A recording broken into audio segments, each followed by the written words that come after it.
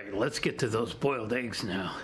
Okay, peeling boiled eggs has never been my favorite thing to do because oftentimes they don't want to come apart very well, and then you just struggle over each and every one of them and you can't wait for them to be done. But hopefully these are going to work out. So we still got them in the bowl. We're going to take the water out of them, and I learned several restaurants ago a way to peel these is to put them in a bowl like this and then start getting them going here. Just start tossing them, and you probably have to toss them for a good minute and a half or so, and they just start breaking apart.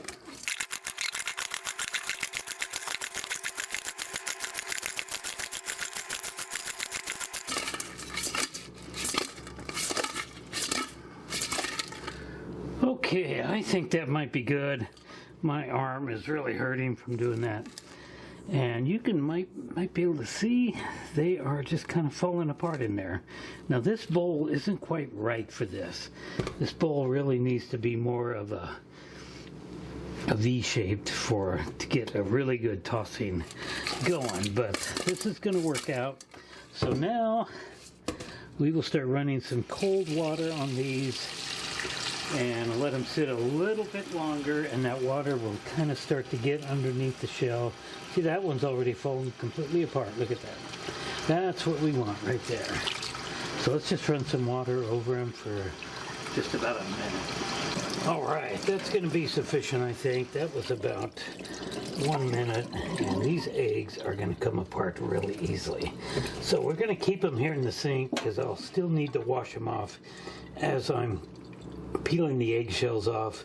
We'll need to have the water, the running water, to wash all the little small eggshells away. Another stainless steel bowl to put those in. Right, we'll get just a little bit of tap water running. And look at that, that just came off so easily. So we'll wash our egg off into that bowl. And you can see that's just coming off really easy. And if you hold it under the water tends to get underneath the shell, between the shell and the egg, and then there you are. So I just put my shells back into the bowl so we can get rid of those easy. Now this one's not working out so good. This one I'm having some trouble peeling. So if we go underneath the cold water, it just seems to separate it much easier. This is a real drag when you're working in a restaurant and you gotta peel 100 frickin' boiled eggs for a special or something. If they don't come apart very easy, it is bent for sure. Okay, our boiled eggs have been in the fridge for about 15 or so minutes. But for now, we're going to go ahead and set the eggs aside and bring our pasta out. It has been in the fridge. I've stirred it 3 or 4 times since it's been in there so that the pasta is not all stuck together. It's perfectly al dente as far as I'm concerned. So let's go ahead and start right here. And we will start with some salt. And I'm going to put probably that much salt into it because this will be pretty bland without the salt. And now time for some black pepper. We're going to put about that much in, and that looks like a lot, but I think it will be good. So let's put that in there and start mixing it in. All right, with the pepper in there, it's time to get on to slicing these eggs up and adding them in there.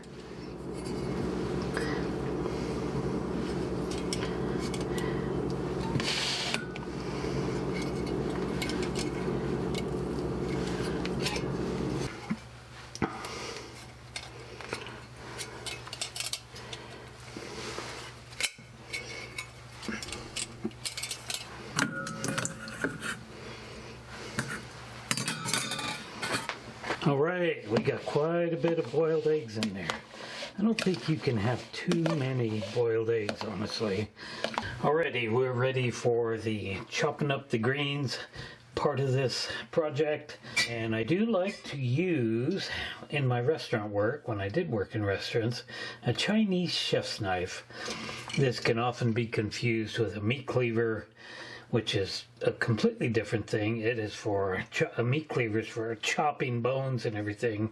And if you did that with this, it would break it. It's a very thin knife. It's a Chinese chef's knife or a vegetable knife, and it needs to be sharpened.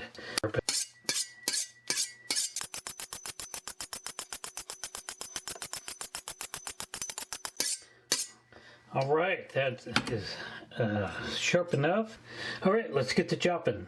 So we're going to start out with this celery. So we need to cut the ends off because they're all grody. And of course this end we're not going to use. All right, cutting that end off, that end off. Now we'll need to take this over to the sink, and we'll need to separate the leaves out of there, and we'll need to wash it. Celery is dirty. Okay, we're back with our celery. What I meant by it being dirty is that it does get washed. It's washed before it's packaged up, or at least I hope it is.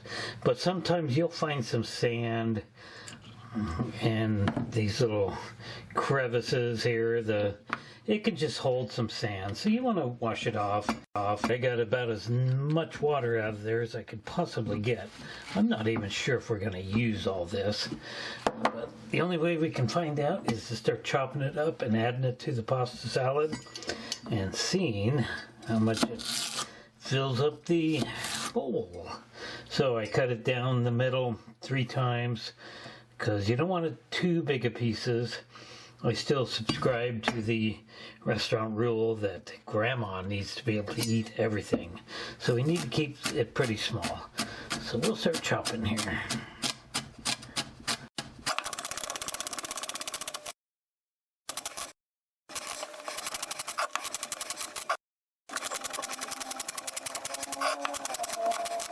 Okay, now we're on to the green onions. We'll cut those ends off. Slicing these up very, very thin. Nobody wants to bite into a great big piece of green onion. They are pretty powerful, so we want to keep those pretty thin.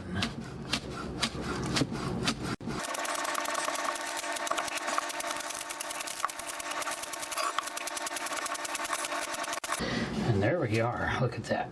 Big pile of thinly sliced green onions. Go right in there. Could be some good stuff. Okay, and now the final 3 ingredients. We got our mayonnaise. Got a fresh spoon for that. I can't tell you exactly how much to put in there. As I just look at what I got here, I just make that decision. It's just something that kind of naturally comes from cooking. And I'm going to say 1 more spoonful of mayonnaise, and we'll start from there. But first we'll add some Grey Poupon, as much as I think should go in there. About that much. We can always add a little bit more later. And now sweet relish. Much of that to add. We kind of want to drain off the liquid out of there. There's 1, there's 2, there's 3 pretty good heaping tablespoons.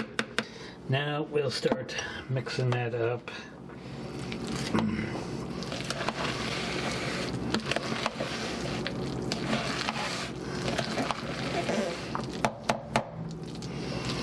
Okay, there we go. This is, I think, ready. I'm questioning whether I have enough mayonnaise in there or not. Let's go ahead and have a taste of this.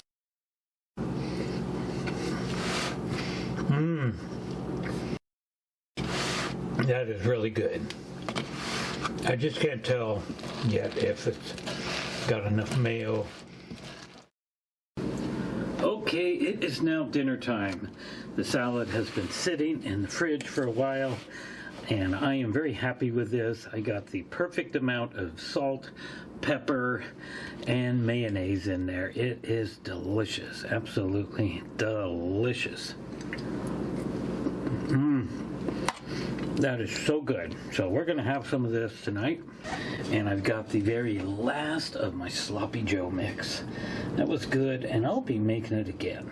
So now let's just have some of this delicious salad with it.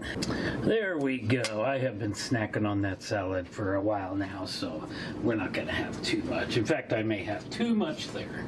So in tomorrow's favorite home-cooked meals, I'm going to be making one of my favorite grilled sandwiches, and it's gonna be good. I'm looking forward to that. So I hope you enjoyed this video. If you did, please like and subscribe, and I'll see you next time. It's time for dinner. Thanks for watching.